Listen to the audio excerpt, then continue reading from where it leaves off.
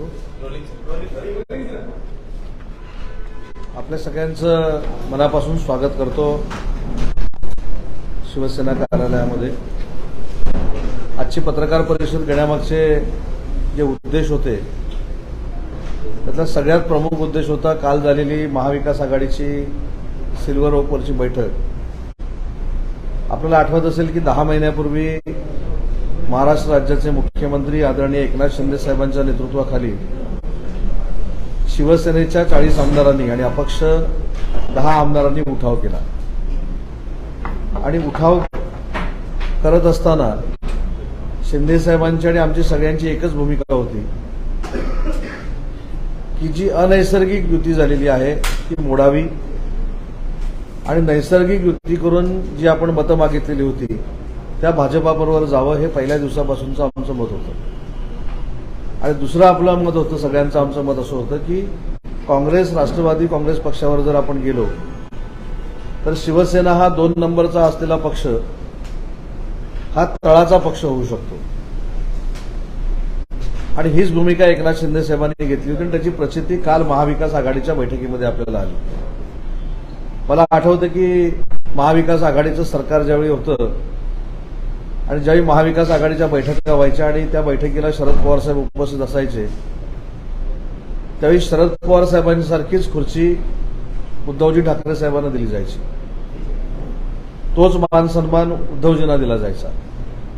परंतु काल महाविकास आघाडीच्या बैठकीमध्ये उद्धवजी ठाकरेंचं स्थान हे कुठं होतं हे आपण सगळ्यांनी मिळून बघितलेलं आहे.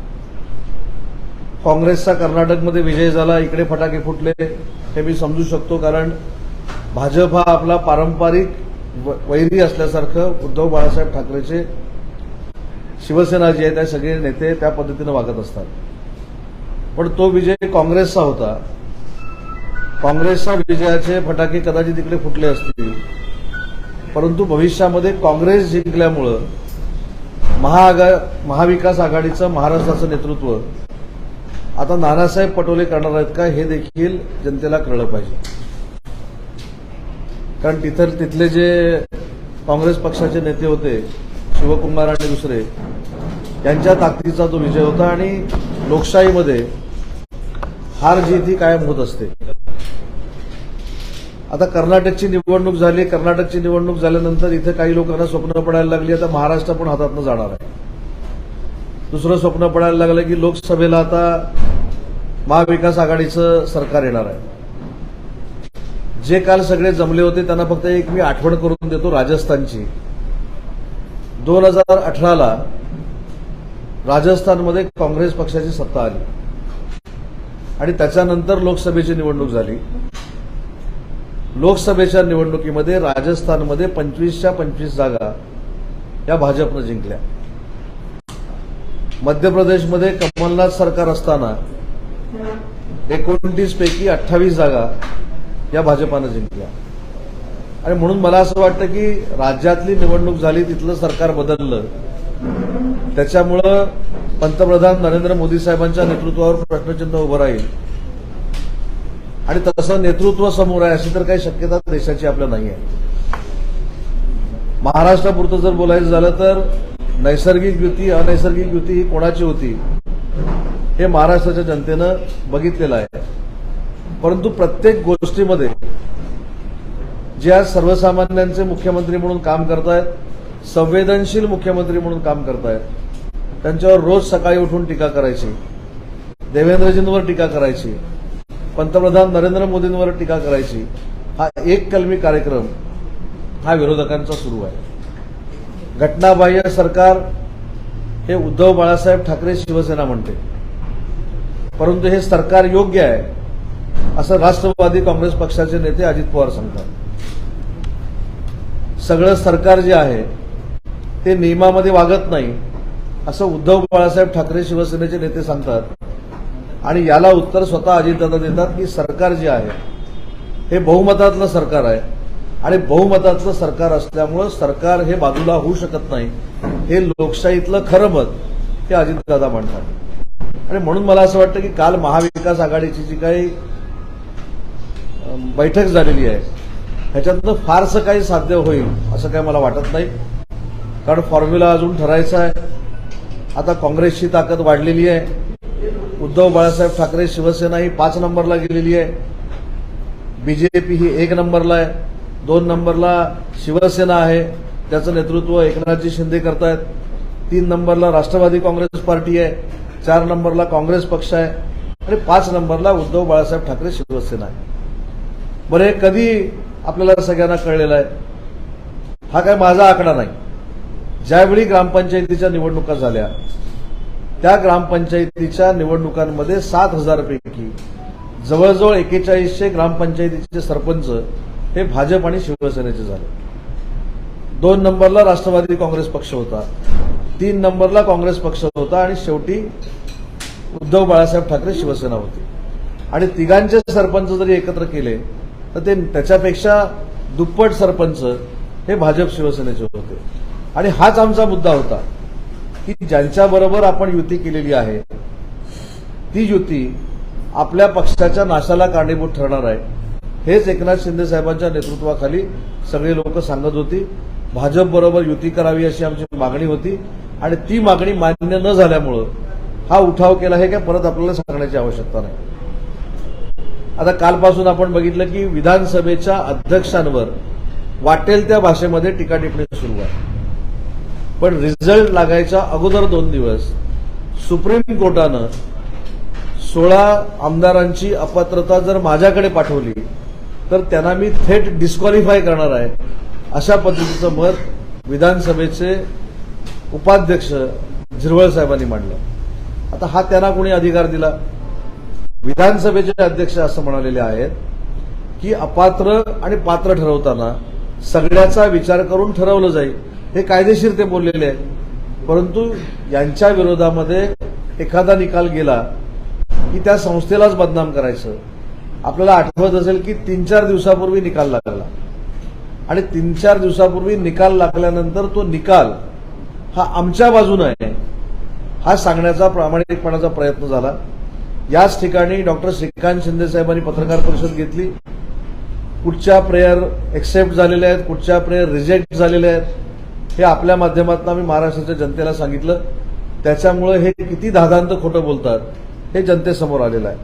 आणि म्हणून मला असं वाटतं की कायमस्वरूपी लोकशाहीतल्या ज्या मोठ्या संस्था आहेत त्यांच्यावर आक्षेप घेणं, त्यांची बदनामी करणं हा काही लोकांचा धंदा बनलेला आहे. निवडणूक आयोगाचा निकाल लागेपर्यंत निवडणूक आयोग योग्य निर्णय देईल. निवडणूक आयोगाकडे आम्ही सगळे कागदपत्र दिलेले आहेत. निकाल आमच्या बाजूनच राहील अशी सांगणारी मंडळी निवडणूक आयोगानं ज्यावेळी शिवसेना एकनाथजी शिंदे साहेबांच्या ताब्यामध्ये द्यायचा निर्णय घेतला, धनुष्यबाण द्यायचा निर्णय घेतला, त्यावेळी त्या देखील निवडणूक आयोगाला बदनाम करण्याचा काही लोकांनी निर्णय घेतला. पण परवाच्या सुप्रीम कोर्टाच्या निर्णयामध्ये वाक्य आहे की निवडणूक आयोग आणि विधानसभेचे सभापती किंवा अध्यक्ष यांच्यासमोर एखादं प्रकरण आल्यानंतर त्याच्यावर त्याला निर्णय घ्यावाच लागेल अशा पद्धतीचं स्पष्ट क्लॅरिफिकेशन आणि डिरेक्शन या सुप्रीम कोर्टानं दिलेलं आहे. पण कायमस्वरूपी निगेटिव्हिटी क्रिएट करायची, जे चांगलं काम करतायत त्यांना बदनाम करायचं आणि बदनाम करून थांबवायचं नाही तर ती बदनामी योग्य आहे असं हॅमरिंग जनतेवर करायचं. हा जो काही रोज सकाळी 9:30चा एक उद्योग सुरू असतो त्याने देखील सांगितलंय की घटनाबाह्य सरकार आहे, बंड करा प्रशासनातल्या अधिकाऱ्यांनी, पोलिसांनी बंड करा, अधिकाऱ्यांनी बंड करा. मला असं वाटतं की ही बाब निषेध करण्यासारखी आहे. कारण महत्वाची गोष्ट अशी आहे की अशा पद्धतीनं भडकवाभडकी करणं म्हणजे आतंकवादाला निमंत्रण दिल्यासारखं आहे. पोलिसांना ज्यावेळी आपण सांगतो की पोलिसांनी बंड करावं, प्रशासनानं बंड करावं, त्यावेळी आपण डायरेक्टली इनडायरेक्टली भविष्यामध्ये दंगली घडवणार आहोत अशा पद्धतीचे इंट्युशन्स देणं. आणि म्हणून मला असं वाटतं की ज्यांच्या निवडणुका दंगल ह्या बेसवर जिंकल्या गेलेल्या आहेत, ज्यांनी लोकांमध्ये गैरसमज पसरवून निवडणुकीमध्ये मतं मागितलेली आहेत, ज्यांनी वंदनीय बाळासाहेबांचा फोटो टाकून, नरेंद्र मोदींचा फोटो टाकून मतं मागितली आणि नंतर काँग्रेस राष्ट्रवादी काँग्रेस पक्षावर गेलेले आहेत, अशा लोकांनी नैतिकतेचे धडे आम्हाला देण्याची अजिबात आवश्यकता नाही. आधी नैतिकता स्वतः सिद्ध केली पाहिजे. जे मी मध्ये पण सांगितलं की 2.5 वर्षाच्या मंत्रिमंडळामध्ये जे कोण मंत्री होते, बरं जे मंत्री कारावासामध्ये होते त्याच्यातले एक तर मंत्री हे डायरेक्ट दाऊदशी कनेक्शन असणारे होते, ते जेलमध्ये गेल्यानंतर सुद्धा राजीनामा घेण्याचं धाडस कुणी केलं नाही, ती नैतिकता कुणी दाखवली नाही, हे सांगणं गरजेचं आहे. आणि म्हणून मला असं वाटतं की महाविकास आघाडीचं गठबंधन हे फार मोठ्या पद्धतीनं स्ट्रॉंग आहे. हे सुप्रीम कोर्टाच्या निकालानंतर का सांगावं लागतंय हे माझ्यासमोरचं प्रश्नचिन्ह आहे. कालच मी रत्नागिरी जिल्ह्याच्या दौऱ्यावर होतो. काल देखील ज्या अनेक पदाधिकाऱ्यांना अशी शंका होती की सुप्रीम कोर्टाच्या निकालाचं काय होईल, अशा अनेक शहर प्रमुख, तालुका प्रमुख, उद्धव बाळासाहेब ठाकरे शिवसेनेतील पदाधिकाऱ्यांनी शिवसेनेमध्ये प्रवेश केलेला आहे. आणि हे प्रवेश रोखण्यासाठी आमदार सैरभैर कुठे होऊ नयेत, कार्यकर्ते इकडे तिकडे कुठे जाऊ नयेत, म्हणून आमचं गठबंधन हे फार मोठं आहे हे दाखवण्यासाठी कालची बैठक होती.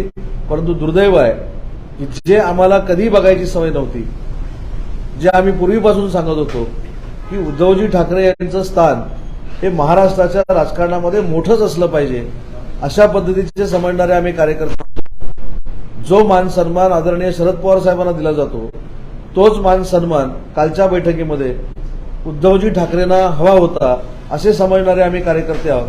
आणि ही जर असेल तर त्याचा नाईलाज आहे. आमच्या नेत्याचं म्हणणं की आमचा नेता मोठा व्हावा हे जर एकनाथ शिंदे साहेब त्यावेळी सांगत होते असतील, आणि एकनाथ शिंदे साहेबांचं म्हणणं होतं की काँग्रेस आणि राष्ट्रवादी काँग्रेस पक्ष हे आपल्या नैसर्गिक युतीतले नाहीत, नैसर्गिक भाजपा आपला पक्ष आहे, त्याच्याबरोबर आपण जाऊया. आणि मला असं वाटतं की ते जर सांगितलेलं कोण खोटं ठरवत असेल तर त्याचे परिणाम काय झालेले आहेत हे कालच्या महाविकास आघाडीच्या बैठकीमधून निष्पन्न झालेलं आहे. आगामी मुंबई महापालिकेच्या निवडणुका घेतल्या जात नाहीत कारण ठाकरे गटाच्या बाजूला सहानुभूती आहे आणि ती सहानुभूती ओसरल्यानंतरच या निवडणुका घेतल्या जातील अशी राजकीय वर्तुळात चर्चा आहे. कसं पाहता याकडे? निवडणूक घ्यायची घाई प्रत्येकाला आहे, निवडणुका झाल्या पाहिजेत या मताशी आम्ही देखील सहमत आहोत. पण निवडणुकीच्या बाबतीमधले काही पिटिशन्स हे सुप्रीम कोर्टामध्ये दाखल आहे. आता काही ठिकाणी का दाखल आहेत तर ओबीसीचा प्रश्न आहे, त्याच्यानंतर काही ठिकाणी वॉर्डचा प्रश्न आहे. आणि आम्ही ज्यावेळी ओबीसी या घटकाला बरोबर घेऊनच निवडणुका व्हाव्यात अशा पद्धतीची भूमिका मांडतो तर ती महाविकास आघाडीची भूमिका नाही का हे त्यांनी स्पष्ट केलं पाहिजे. आणि सुप्रीम कोर्टामधले जे निकाल आहेत ते निकाल झाल्यानंतर त्यांच्या गाईडलाईननं, त्यांच्या डिरेक्शननं निवडणुका होतील. सरकारनं कुठच्याही निवडणुकींच्या संदर्भामध्ये कसलाही निर्णय घेतलेला नाही. ग्रामपंचायतीच्या निवडणुका देखील सुरू झालेल्या आहेत. ग्रामपंचायतीच्या निवडणुकीमध्ये देखील बोलणारे 5 नंबरला गेलेले आहेत. सहकार क्षेत्रातल्या देखील निवडणुका सुरू झालेल्या आहेत. कृषी उत्पन्न बाजार समितीच्या देखील निवडणुका झाल्या, त्याच्यामध्ये देखील काही लोकांनी पाठ थोपटून घेतली. ज्या क्षेत्रामध्ये भाजप आणि शिवसेना कधीही नव्हतं त्या क्षेत्रामध्ये जवळजवळ 40 ते 45% जागा ह्या शिवसेना भाजपच्या त्या ठिकाणी निवडून आलेल्या आहेत. त्याच्यामुळे आम्हाला निवडणुकीला घाबरण्याची काही आवश्यकता नाही. आमचे सगळे पदाधिकारी भाजप शिवसेनेचे एकनाथजी शिंदेसाहेब आणि देवेंद्रजींच्या नेतृत्वाखाली कुठचीही निवडणूक लढवायला आम्ही सज्ज आहोत. परंतु सुप्रीम कोर्टातले निकाल लागणे आवश्यक आहे.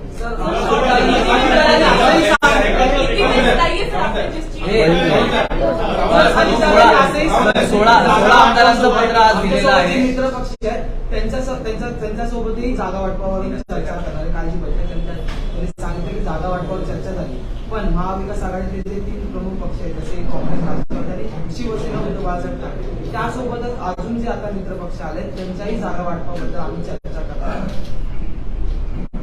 मी मगाशी देखील बोललो की फॉर्म्युला ठरलाय असं मला वाटत नाही. बोलणी चालू असेल आणि शेवटी त्यांचा तो अंतर्गत प्रश्न आहे, त्यांनी जागा कोणाला किती द्याव्यात. विधानसभा लोकसभा एकत्र निवडणूक होतील असं अधिकाऱ्यांनी भाष्य केलं. लोकसभा आणि विधानसभा माझं वैयक्तिक मत सांगतो मी, म्हणजे हे पक्षाचं मत नाही, मला कोणी सांगितलेलं नाही. मला जे काय थोडंफार नॉलेज आहे राजकारणातलं असेल नसेल मला माहीत नाही, पण मला असं वाटतं की विधानसभा आणि लोकसभा ह्या एकत्र होणार नाहीत. ज्या निवडणुका रखडलेल्या आहेत ह्या सुप्रीम कोर्टाच्या निकालानंतर होतील. तिथं कुठेही राजकीय हस्तक्षेप नाही आणि सरकारनं कुठं निवडणुका थांबवलेल्या नाहीत. आणि प्रत्येक निवडणुकीला आमचे कार्यकर्ते पदाधिकारी तयार आहेत. भाजप आणि शिंदे गटाचे लोकसभा आणि विधानसभेसंदर्भात जागा वाटून चर्चा झालेली आहे किंवा ती चर्चा सुरू आहे. सगळ्यांच्या महाविकास आघाडीची देखील चर्चा या संदर्भामध्ये नक्कीच चर्चा सुरू आहे, परंतु दोन्ही पक्षाच्या आमदारांनी कार्यकर्त्यांनी हे अधिकार महाराष्ट्र राज्याचे मुख्यमंत्री एकनाथजी शिंदे आणि महाराष्ट्र राज्याचे उपमुख्यमंत्री भाजपाचे नेते देवेंद्रजी यांना दिलेले आहेत. त्याच्यामुळे दोघे मिळून अतिशय योग्य तो फॉर्म्युला तयार करतील. आज साखरे गटाच्या शिष्टमंडळाने नरेंद्र जीवनरेखी भेट घेतली आणि येत्या 15 दिवसांमध्ये अपात्रतेचा निर्णय द्या अशी विनंती देखील त्यांनी पत्रामार्फत केलेली आहे. असं पाहता त्यांनी स्वतःचं निवेदन दिलेलं आहे. मला असं वाटतं की विधानसभेचे अध्यक्ष हे परदेशात दौऱ्यामध्ये आहेत. ते आल्यानंतर त्याच्यावर योग्य तो निर्णय होईल. 15 दिवसाचा अल्टिमेटम दिलेलं आहे. 15 दिवसात निर्णय लागावा. नाही, अल्टिमेटम हा कार्यकर्त्यांना द्यायचा असतो. युती जर घडत नसेल तर युतीला द्यायचा असतो. आपली कामं होत नसतील तर अधिकाऱ्यांना द्यायचा असतो. अल्टिमेटम हा विधानसभेच्या अध्यक्षांना द्यायचा नसतो. ते फार मोठं घटनात्मक पद आहे. हाच जरी हीच गडबड असल्यामुळं सगळं जे काही 10 महिन्यापूर्वी झालं ना, हीच गडबड आहे. आपण अल्टिमेटम कोणाला देतोय? विधानसभेच्या अध्यक्षांना देतोय. अल्टिमेटम खरा कोणाला द्यायला पाहिजे? त्यांना अल्टिमेटम दिला जात नाही. हीच कुठेतरी होते आणि म्हणून असे परिणाम सगळे भोगायला लागतात. राज्यात काही ठिकाणी दंगली चालू आहेत. यावरून प्रतिक्रिया देताना संजय राऊत असं बोलले आहेत की सरकार आणि गृहमंत्री हे फक्त 24 तास राजकारण करण्यामध्ये गुंतलेले आहेत. सुरक्षा व्यवस्था आणि कायदा सर्व वाऱ्यावर सोडले आहेत. त्याला जोडून अजित पवार म्हणतात की सरकारने लक्ष दिलं पाहिजे. नेमकं कोण व्हिडिओ व्हायरल करत आहे त्याच्यावर कारवाई करायला. मी पहिला जी आपण स्टेटमेंट दिली त्याच्याकडे काय दुर्लक्ष करतो, त्याच्यावर काय मला बोलायचं नाही. पण दादानी जे सांगितलं ते आमच्या दृष्टीनं महत्वाचं आहे की त्याच्या मुळापर्यंत जाणं गरजेचं आहे. आणि त्यांनी जी विरोधी पक्षनेता म्हणून मागणी केलेली आहे तीच आमच्या सगळ्यांची मागणी आहे की अशा पद्धतीचे व्हिडिओ व्हायरल करून त्याच्यामध्ये तेढ निर्माण करण्याचा प्रयत्न कोण करतोय, जातीयवाद निर्माण करण्याचा प्रयत्न कोण करतोय, ती प्रवृत्ती ठेचली पाहिजे. या मताचे आम्ही आहोत. आणि तुम्ही जो प्रश्न विचारला त्याला एवढं महत्व द्यावं असं मला वाटत नाही. राज्यात लढवली जाते. यामागे कुठेतरी लोकसभेचा प्लॅन आहे असं देखील ठाकरे गटाकडून म्हटलं जात आहे. कसं पाहता याकडे? स्वतःच्या ताब्यातल्या सगळ्याच गोष्टी केल्यानंतर वाईट गोष्टीचं खापर कोणावर तरी फोडायचं असतं. अशा पद्धतीची ही सगळी रचना सुरू आहे. त्यानुसार सर्वोच्च न्यायालयाचा निकाल आलेला आहे. तर मात्र जो मंत्रिमंडळाचा विस्तार केलेला होता तो आता कधीपर्यंत पूर्ण मंत्रिमंडळाचा विस्तार एकनाथजी शिंदे साहेब आणि देवेंद्रजी योग्य वेळी लवकरात लवकर करतील. काही दिवसापासून पाहतो आपण का उद्धव ठाकरे संजय राऊतची स्टेटमेंट देतात त्याच्या विरोधातच अजितदादांची स्टेटमेंट असते. अनेक वेळा पाहिलं, आजही तेच झाले. नाही, अजितदादा हे महाविकास आघाडीतले नेते म्हणजे विरोधक जरी असले तरी त्यांना ग्रासरूटचा अभ्यास आहे, त्यांना निवडणुकांचा अभ्यास आहे, त्यांना लोकशाहीचा अभ्यास आहे. आणि म्हणून असं होतं ज्यांना लोकशाहीचा अभ्यास नाही, ज्यांनी कधी निवडणूक मैदानात उतरून लढवलेली नाही, अशांकडनं हे अपेक्षा देखील करणं चुकीचं आहे. परंतु ज्यावेळी अजितदादा आमच्यावर टीका करतात त्यावेळी त्याला आपण उत्तर देतो ना. पण जसं दंगलीच्या बाबतीत त्यांनी सांगितलं की टीका टिप्पणी करण्यापेक्षा कुणी व्हिडिओ व्हायरल केलाय त्याच्यापर्यंत पोचा आणि त्याच्यावर कारवाई करा.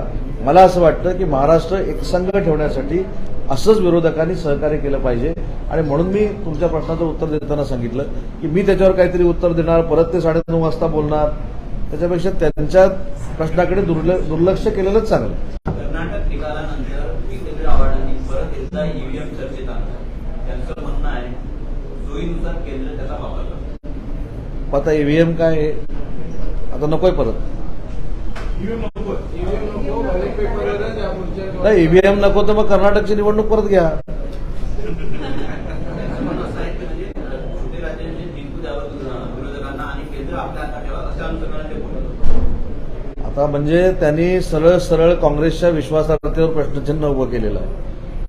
आणि त्यांनी असं म्हटलं, असं तुम्ही सांगताय की काही राज्य जिंकायला द्यायची आणि लोकसंख्या स्वभाव आपण जिंकायचं म्हणून वापर केला जातो, असं तुमचं म्हणणं आहे. त्याच्यावर अजितदादांनी उत्तर चांगलं दिलेलं आहे.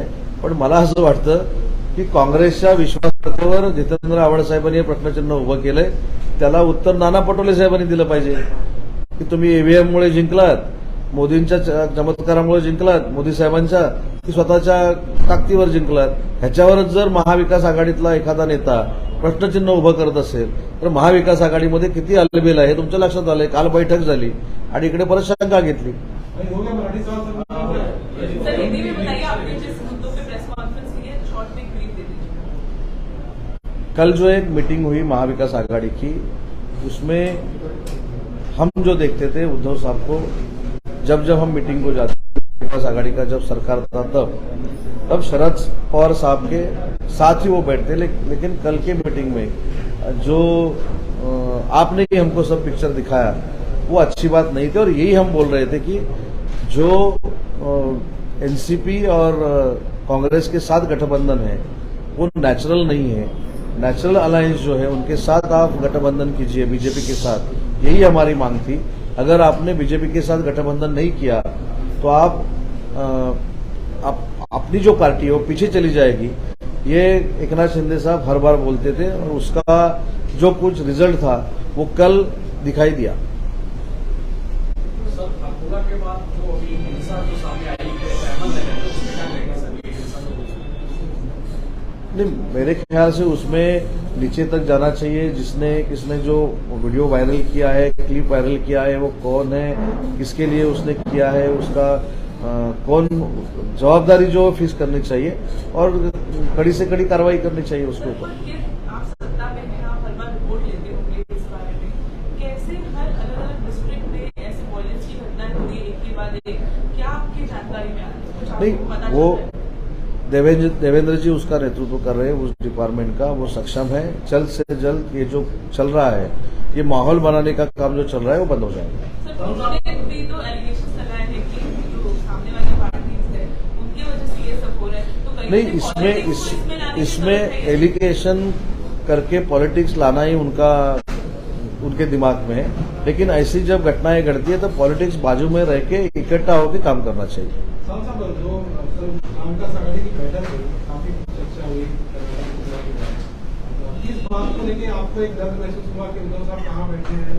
आपका आम कार्यकर्ताओं ने क्या दर्द हुआ इसलिए मैंने प्रेस कॉन्फ्रेंस ली ना. ये देखने की हमको आदत नहीं थी और ये होगा, यही एकनाथ शिंदे साहब ने बोला था और उसका रिजल्ट ये है. सर जैसे कि हमने देखा है कि अकोला या महाराष्ट्र के कई सारे पॉकेट्स में जिस तरह दंगे होते हुए नजर आ रहे हैं, पहले वोटों की राजनीति थी, अब दंगों की राजनीति होते नजर आ रही है, ऐसा आरोप भी है. इसका पूरा इन्वेस्टिगेशन होना चाहिए. ये कौन कर रहा है इसके नीचे तक जाना चाहिए और कड़ी से कड़ी कार्रवाई होनी चाहिए. सुप्रीम कोर्ट का निर्णय 4 दिन हुआ है और उद्धव की तरफ से एक एप्लीकेशन दिया गया है नरसिंह देवोगी को कि इस मामले के 15 दिन विधानसभा के जो सभापति है वो आउट ऑफ इंडिया है. वो आने के बाद वो सही निर्णय लेंगे. लगता है कि बहुत जल्दबाजी कर रहे हैं उद्धव को इस तरह के पत्र देकर सुप्रीम कोर्ट के निर्णय. जल्दबाजी हो रही है इसलिए कल की परिस्थिति आ गई ना. अगर धीरे धीरे सब हो जाता तो पार्टी के लिए भी अच्छा था. जल्दबाजी की वजह से ही कल की जो महाविकास आघाड़ी की मीटिंग होगी, जो हम रिस्पेक्ट के बारे में बोल रहे हैं, वो परिस्थिति उसके लिए होगी ना.